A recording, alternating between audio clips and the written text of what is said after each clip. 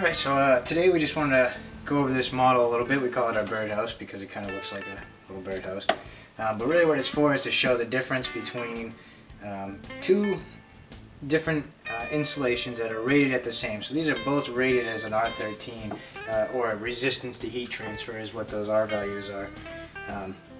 So in a lab when they test these, it's a closed cavity space, there's no air moving through them. When we put them in our homes though, they actually are in a vented space, either in our attic or maybe even in basement areas. You might see some fiberglass in your box cells. But so anyway, the point of this is to show heat transfer through these two different materials. So we've got two different thermometers here, so they're both about 65 degrees right now.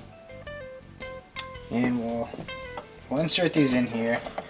And they might be a little colder because I just pulled this out of my car, so they actually might drop a little bit here. So what I'll do is I'll turn this light on, and once that heats up, we'll see how when that heats, the heat transfer through these two materials. And this might take a couple minutes for that light bulb to heat up. So both of these products work by holding pockets of air inside them. But when air passes through, a product like a fiberglass is greatly reduced R value, where cellulose is 2.5 times more dense, so the air doesn't pass through it as well, so it can work a lot better. So when we install it in a home, we want about 17 inches of cellulose insulation. So we want an R60. That's Energy Star's recommendation.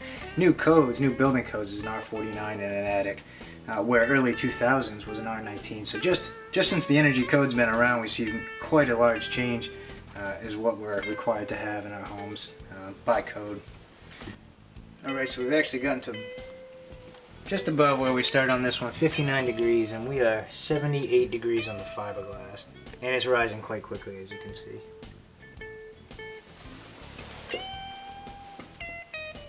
So this is how our house is actually working in the summertime. So this model is actually acting as though the sun's beating down on the roof, heating up our attic space, and this is transferring into our home, which is making our rooms inside the house extremely hot.